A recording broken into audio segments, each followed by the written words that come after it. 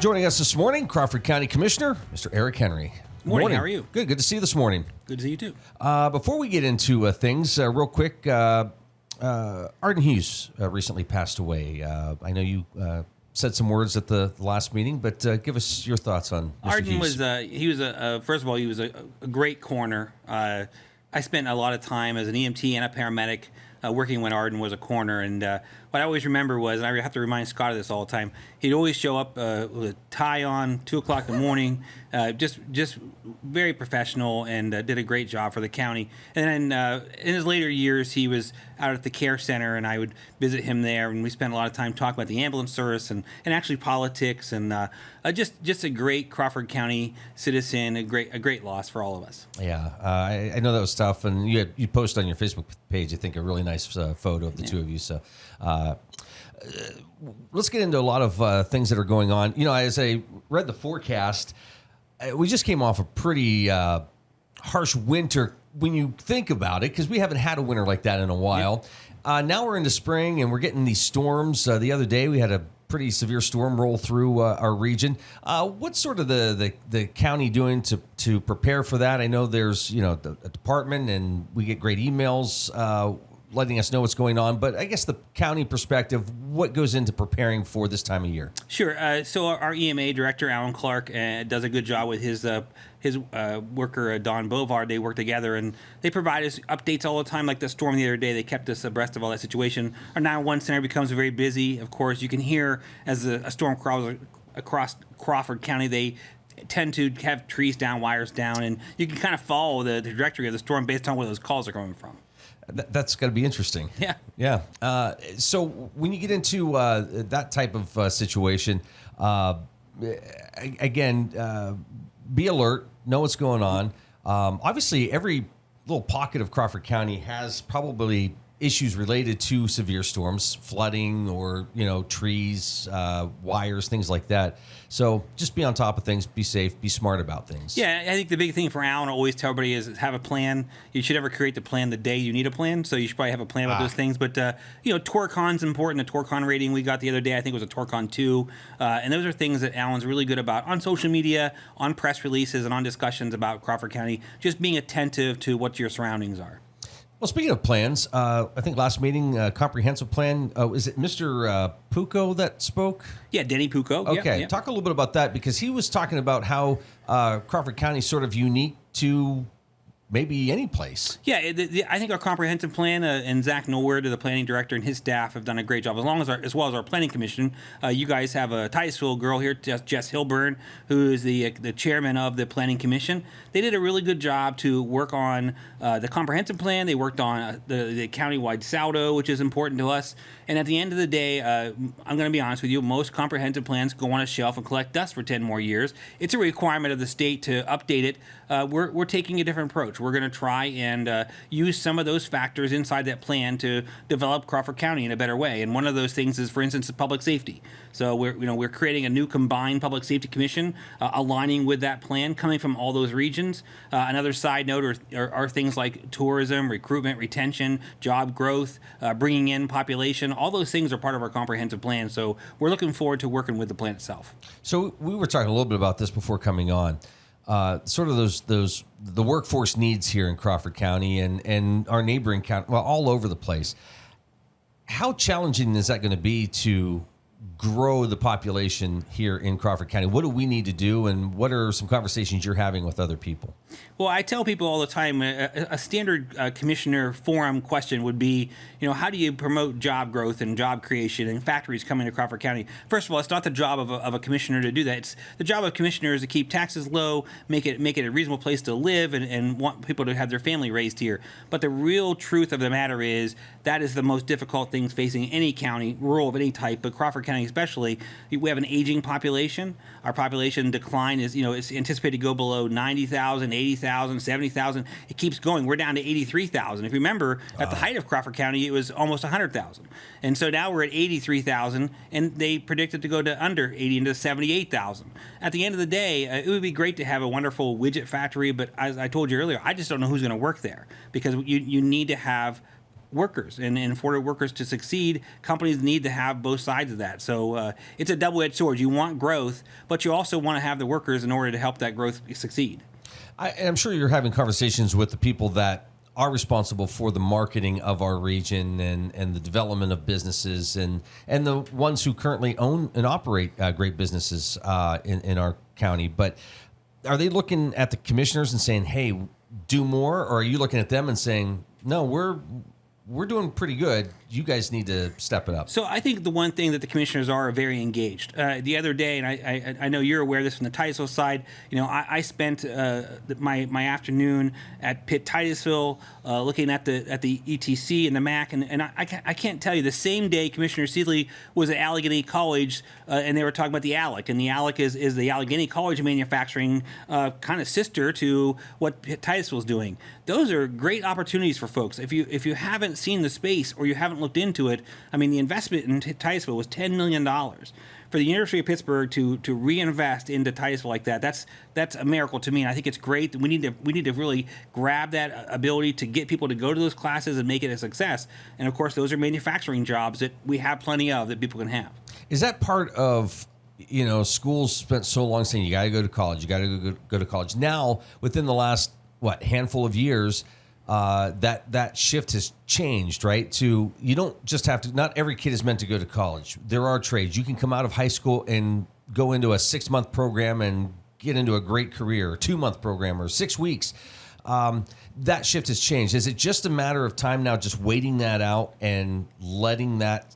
I mean, it might take several years before we're to the point where everybody understands that. Yeah, I agree. I mean, Kevin Sprong from the Tech Center will tell you that their enrollment's up into their classes. I think what kids are finding out is you can leave high school and within a year you can make a good livable wage, and there's a lot of room for improvement and promotion. And so at the end of the day, that's what really I think people were sold on college was always, you're going to make a lot more money if you go to college. It's not necessarily true. I'll tell you that the one of the strongest groups in this region is the NTMA. We have a great NTMA group in Crawford and Erie. Tammy Adams is the person responsible for that. We also have the national spokesman for the NTMA. Bonnie Kuhn is the president of the NTMA for the national level. And all those folks will tell you the same thing. If you want a good paying job, you can work at Accutech, you can work at Kuhn Tool and Die, you can work at Phoenix Laser. All those places have great jobs, sustainable jobs. They just needed people to get in it. And I think before that, when you and I went to school, they'd always told us you need a degree to make money. That's not what's happening now. I mean, if you look at the jobs and those rates they're paying, and I mean, honestly, a lot of these tool and die places are free health care for you and your family. They're trying to entice people to get there. I think there's been a huge shift in how people look at what sustainable jobs really are anymore. And technology is playing a role, obviously. And, when you can make, millions of dollars having a YouTube channel, that's not us. But, it's crazy to think that. Yeah. So but again, there's a lot of great infrastructure here in place in the county to allow companies driven by technology to start here. We, great internet. And I know there's room for improvement on a lot of this stuff, but we have some great foundations. Yep. It's just, what do you do? And it's not like, here's the other thing. We're not the only ones having this conversation. Everybody's having this conversation. No, 67 counties in the Commonwealth, 60 of them are probably having this conversation because the other ones do have some growth. But all of northwestern Pennsylvania is in a population loss. And so how do you make people look at Crawford County and make them attractive to here? My goal is to make sure your taxes stay somewhat low so you can afford to live here. But the other thing is to promote the county itself, the environment, the people, the things we have to offer. And that's all of our jobs to do. If you come into any meeting and you say you don't like Crawford County or you hate Meadville or you hate Titusville or you're disparaging to some of the comments, then I always tell people you should move. Like, why would you want to live somewhere that you hate? This just isn't for everybody. But there's so many good things about Crawford that I wish people could maybe be a better cheerleader for it. Yeah. Well, we talk to chamber directors every week, and it's just how you change the phrasing. So when somebody comes into your store and they tell you they're from outside or they're thinking about moving here, instead of saying to them, why would you want to move here? Hey, what brought you here? It's just a simple attitude change like you're talking about that makes all the difference in the world. So, and I think that for people to understand that those are the folks you need to move here, that maybe they're going to serve you breakfast at the local restaurant, or they're going to work at Accutech, or they're going to drive a Catabus. I mean, there's all those jobs need people, and we just need people to move here. You're watching The Morning Drill on Stream TV and on the Armstrong Neighborhood Channel. Crawford County Commissioner Eric Henry with us here this morning. So what are some things that you've been working on, and what projects are coming up over the summer? I know we're going to get into talking about the primary coming up. Crawford County Fair now just a couple months away, which is crazy to think. But what's on your table? Well, tonight's a fair meeting. We can start with the fair, and we need to get Dean over here to talk to you. But yeah, they're going to try an entertainment act from Nashville. They have I believe they have that person signed. They're going to announce it very soon. And I always tell people, you got to be cautious. It's not Kane Brown, or it's not somebody that's $500,000 to the cost, but we're trying to get back into that mix of getting some, actual good entertainment to come listen to. But I always tell the citizens, you have to support it, or they're going to stick with motorsports, because we make money that way. So well, that, and you've had a couple successful summers where fair's making good That's right. money. They did. They've netted a profit and made improvements. We have a great fair board, interactive fair board. They work very hard. And it's funny because the maintenance director will go to the meeting tonight, like he always does, because this is going to be May, right? He's going to go to the meeting tonight, and he'll say, folks, just letting you know, the fair's in 3 months. And the faces are all like, what? I guess it is 3 months. And it is. It's a long year process they do it, but they're doing a good job. Yeah. And again, as we always say, the fairgrounds aren't just used this time of year or that time of year. It's used, I'm sure there's a lot of things going on now. Yeah, we actually have no weekends available. That's how the fair is being used. It is full. So when I know there's storage up there for campers and things over the wintertime. Is there a time when those have to be out? Yeah, so a few weeks back in the beginning of April, we try to get them out the first 2 weeks of April, and then in end of October and November. So for 6 months of the year, that's what's in the storage. We make enough money to help offset the cost of the expenses of the actual fairgrounds itself, and then of course the rest of the time it's rentals, whether it be a horse event, or there's actually this year I think there's a couple. Well, there's a diesel days. The fair's having their own truck pull coming up, but there's extra stuff, things like gun raffles, reverse raffles, actually at the fair under the big dairy complex, which is an open-sided, nice place to have those things because the air flows through and you have a lot of space for people. Let's move into primary coming up in a couple weeks. I know, again, it's not one of those things where the day before you guys start plugging things in. I mean, it's well in advance that you're testing machines, getting things ready. Kind of talk about what you've seen through your offices and what to expect here in a couple weeks. Yeah, Commissioner Seeley and Jessa Lynn have done a great job, and her staff, Heather and Diane, are all on that staff. And what they're doing now is they're preparing. This week is poll worker training, so they're having all week of training. We do that every election. So if you're a longtime poll worker, you might hear the same thing over, but you would be amazed at the attendance of these folks. They want to hear it, make sure they know what they're doing. Of course, this primary will be a lower voter turnout. Just to give you an example on the mail-in side, we had about 11,000 mail-in requests for the presidential election. We have about 3,000 mail-in requests for this time, so it gives you an idea of where it's probably going to be, probably under 30%, to be honest with you, which blows my mind because I tell people this: you're electing school board members. They can raise your taxes. You're electing supervisors. They can raise your taxes. Like these are important elections. There's only 3 entities that can raise your taxes, and 2 of them are on the ballot right now. So you really need to look at that, because you should ask those questions now, because you're not going to like your school taxes raised, but if you don't know who you're voting for, how do you know if that person, how they align with your values? Yeah, it's incredible to me. And these are people that you probably know or have an idea who they are, so I don't know why you wouldn't want to go out and support them or somebody. It's crazy to me. It's just I guess I call it like a voter fatigue after a presidential election. It's a big hype and a lot. I mean, we had almost 80% turnout, and it's like, okay, those people they go back, and then 4 years from now you'll see them again, but they just don't vote in the off years. Well, I've said before, even with myself, it's like you put all that work and energy into it. Yeah, the next day, the next week, you're exhausted. It's like I'm done for a while. You can imagine the feeling. Yeah. But then it's like after that period, it's like, okay, ready for the next one.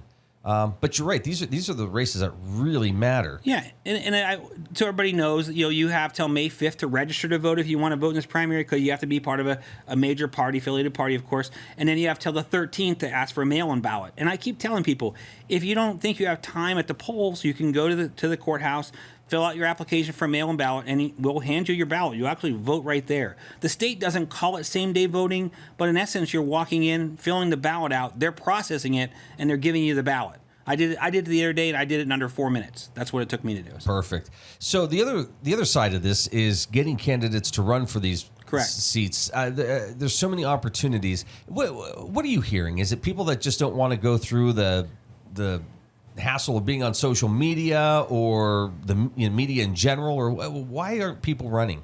Well, I think, so this is my 5th year as a commissioner, and not that I've made everybody happy. That wasn't my intention. It should never be.